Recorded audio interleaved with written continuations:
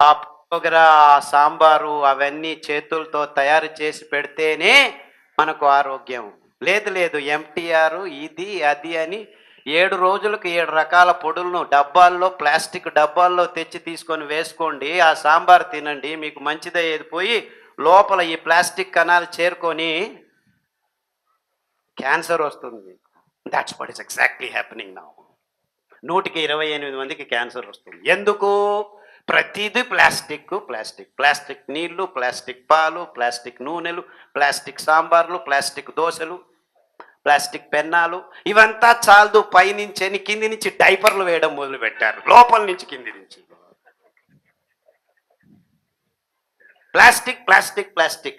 అంతా ఈ ప్లాస్టిక్ కంపెనీల మోసమని మనం గమనించలేకపోతున్నాం. నోటికి పోయే పదార్థాలనైనా ప్లాస్టిక్ నుంచి దూరం ఉంచండి అయ్యా బాబు. సో ఆడవాళ్ళకు ముట్టవుతున్న సమయంలో ఈ ప్యాడ్లు వేసుకుంటున్నారు. ఆ ప్యాడ్ల మీద ప్లీజ్ ఒక చిన్న కథ వేసుకోండి. ప్లాస్టిక్ కణాలు మీలో దేహంలోకి పోకుండా ఉంటాయి. అనుకూలం మీది, డబ్బులు వాళ్ళవి. అర్థం చేసుకోండి. అనానుకూలం ఎప్పుడు చెడ్డది కాదు. కొన్ని అనానుకూలాలు మన ఆరోగ్యానికి మంచివి. ఇక్కడి నుంచి అక్కడికి నడిస్తే మంచిది. అనానుకూలం ఇక్కడి నుంచి అక్కడికి పోయేదానికి కారు కావాలి, అక్కడి నుంచి పోయేదానికి హెలిప్యాడ్ కావాలి, అక్కడి నుంచి ఇంకా ఇలాగే అయిపోయింది. So please walk. రోజు 1 గంట గంటన్నర నడిస్తే అది సహజ యోగం. అద్భుతమైన ఆరోగ్య అంశాలు మీ దేహంలో చోటు చేసుకుంటాయి.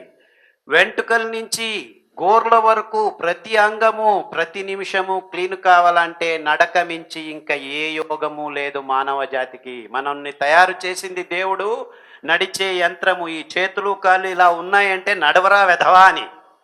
లేదు నేను నడవను, జిమ్లో పోయి ఇటు చేస్తాను, అట్ట చేస్తాను, ఇది చేస్తాను, అది చేస్తాను. నడవరా బాబు.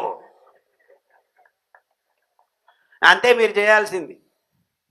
ఏరోబిక్ ఎక్సర్సైజ్, ఈ ఎక్సర్సైజ్, ఆ మిషన్, ఈ మిషన్లు ఏమీ అవసరం లేదు. Just go for a walk, long walk. The more you walk the better you are. So మీరు 70 వయసు వరకు బతికుంటే అప్పుడు ఆరోగ్యంగా ఉండాలంటే మీరు 50-60 సంవత్సరాలకు రోజు గంట నడవాలి. 50 నుంచి 60 సంవత్సరాలు ఆరోగ్యంగా ఉండాలంటే 40 నుంచి 50 సంవత్సరాలకు గంట నడవాలన్నమాట. అంటే మీరు ఈ దినం నడిస్తే రేపు ఆరోగ్యం వస్తుంది, రేపు నడిస్తే మర్నాడు ఆరోగ్యం వస్తుంది. ఇన్ఫ్యాక్ట్ 1 రోజు నడిస్తే 3 రోజులు ఆరోగ్యంగా ఉంటారు మీరు.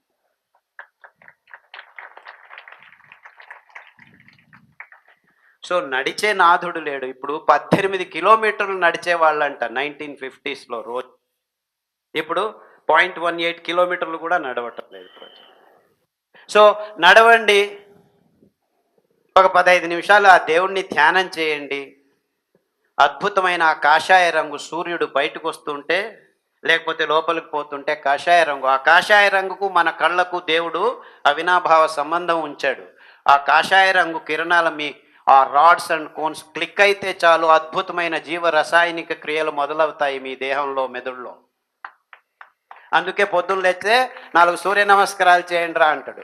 కానీ మన వాళ్ళు ఏం చేస్తున్నారు, యోగా టీచర్లు 12 గంటలకు సూర్య నమస్కారాలు 108 చేస్తామని కాంపిటీషన్ పెడుతున్నారు.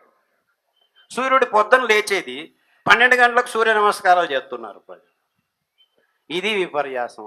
ఎందుకంటే వాణిజ్యీకరణ ఒత్తిడలు ఎక్కువైపోయాయి మనకు. సో సూర్య నమస్కారం ఎప్పుడు చేయాలి? సూర్యుడు ఆ హొరైజన్లో ఉన్నప్పుడు ఇలా లేచి ఇలా నమస్కారం చేసి కరెక్ట్గా మీ కళ్ళల్లోకి పడాలి. దట్ ఈజ్ వాట్ ఈజ్ సూర్య నమస్కారం. ఆ అద్భుతమైన కాషాయ రంగును నమస్కారాలు చేయొద్దులేండి, పొద్దున్న లేచి ఆ సూర్యుడిని చూడండి చాలు. ఎంతమంది ఉదయాన్నే సూర్యుని చూస్తున్నారు? మన అదృష్టం, మన దేశంలో సంవత్సరానికి 265 రోజులు సూర్యుడు కాషాయ రంగులో అద్భుతంగా కనిపిస్తాడు. ఎంతమంది ఎన్నిసార్లు సూర్యుడి ఉదయించేది చూశారు?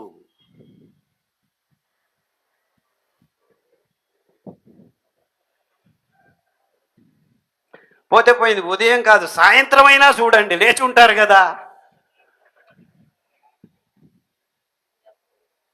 ఎక్కడ ధ్యాస మనది? సాయంకాలం అయితే మాళ్ళు, పబ్బులు, పెగ్గు వేయమన్నా డాక్టరే చెప్పాడని మగ్గులు వేసుకునేదానికి పోతున్నాం. తాగండి మగ్గులు, అందుకే లిక్కర్ షాపులు ఎక్కువైపోయాయి. పొద్దున ఎక్కడో మీటింగ్లో వెళ్తున్నాడు, హోటల్ మే ఖానా హాస్పిటల్ మే జానా. ఆ హోటల్ పక్కల ఈ లిక్కర్ షాపులు. గోవింద్ ఒక అబ్బాయి ఉన్నాడు, డ్రైవ్ చేస్తుంటాడు. ఏం లేదు సార్, అక్కడ లిక్కర్ షాప్ వస్తుంది, ఇంకో 2 రోజుల్లో దవాఖాన వస్తుంది అంట. అదే డెవలప్మెంట్. అంటే మనం అనుకుంటున్నాము హాస్పిటల్స్, లిక్కర్ షాప్స్ ఇవంతా డెవలప్మెంట్ అనుకుంటున్నాం. So the more number of hospitals that doesn't mean you are develop. చాలా అద్భుతంగా ఉన్నాయి హాస్పిటల్స్. హాస్పిటల్స్ ఎక్కువ అవుతున్నాయంటే రోగులు ఎక్కువ అవుతున్నారని అర్థం చేసుకోవాలి. That is not the index for development. Index అది కాదు. ఏ దేశంలో అయితే హాస్పిటల్స్ తక్కువ ఉంటాయో ఆ దేశం నిజంగా అభివృద్ధి చెందింది అని చెప్పేదానికి చాలా ఆ వైపుకు మనం కృషి చేయాలి అని ఎవడైనా ఎక్కడైనా ఏ రాజకీయ నాయకుడైనా ఏ సైంటిస్ట్ అయినా ఏ డాక్టర్ అయినా మీకు చెప్పాడా?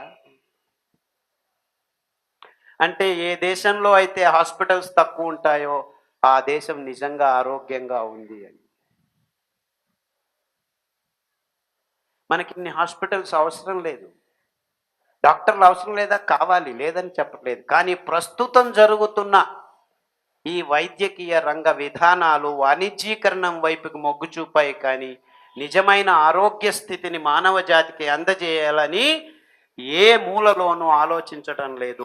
ఎందుకంటే వాళ్ళు చేస్తున్న తంత్రజ్ఞానాన్ని, యంత్రజ్ఞానాన్ని అమ్ముకునే వ్యవస్థకు దిగజారిపోయాయి. కానీ మనిషికి ఆరోగ్యం అంటే ఏమిటి, ఆరోగ్యంగా ఉండాలంటే మనం ఏం చేయాలి అని ఆలోచించే విధానాల్ని వ్యవస్థితంగా మన ముందు తరాలకి నేర్పించే బాటల్ని మనం నిర్మించలేదు ఇంతవరకు, అటువైపు ఆలోచించలేదు అని చెప్పేదానికి నాకు చాలా సిగ్గవుతుంది.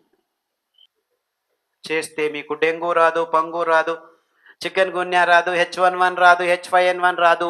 చికెన్ గున్యా ఉన్న హాస్పిటల్లో వెళ్ళి మిమ్మల్ని కూర్చోపెట్టండి, 2 రోజులు 3 రోజులు ఏమీ కాదు. ఈ డెంగ్యూ చికెన్ గున్యా ఉన్న దోమల్ని తెచ్చి మీ దేహం మీద వదిలిపెట్టండి, మీకు డెంగ్యూ రాదు, చికెన్ గున్యా రాదు, గ్యారెంటీ. ఎందుకంటే ఈ కషాయాలు మీలో ప్రతిరోధక కణాలని అప్పటికే తయారు చేసి ఉంటాయి.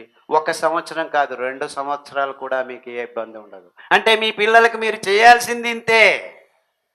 ఫిబ్రవరిలోనో మార్చిలోనో మొదలు పెట్టండి, 4 రోజులు ఈ కషాయాల్ని తాగించండి. ఆ వర్షాకాలం వచ్చినప్పుడు, దోమలు వచ్చినప్పుడు రాకముందే మీ దేహం రెడీ అయి ఉంటే నెక్స్ట్ వర్షాకాలం వరకు మీకు ఏమీ ఇబ్బందులు ఉండవు. గ్యారెంటీ నాది.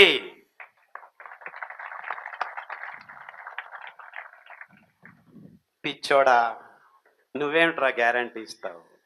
నేను కాదు గ్యారంటీ, ఆ అద్భుతమైన గరిక గ్యారంటీ, ఆ అద్భుతమైన తులసి గ్యారంటీ, ఆ అద్భుతమైన తిప్పతీగ గ్యారంటీ. పిచ్చోడా, తిప్పతీగ రావి ఆకురా కాదు గ్యారంటీ, దానిని పుట్టించిన ఆ భగవంతుడి గ్యారంటీ. ఇంత అద్భుతమైన, ఇంత వైవిధ్యమైన, ఇంత ఆరోగ్యభరితమైన పదార్థాలని మన భూమి మీద ఇంకా ఉంచుకొని ఉన్నాము. వీటన్నిటినీ మనం పెంచి పోషించాలి. ఒకవైపు అద్భుతమైన పంటల్ని పండించాలి, వాటిని ఆరోగ్యకరంగా వండించే అద్భుతమైన స్త్రీలని మనం చిన్న చూపు చూడకూడదు.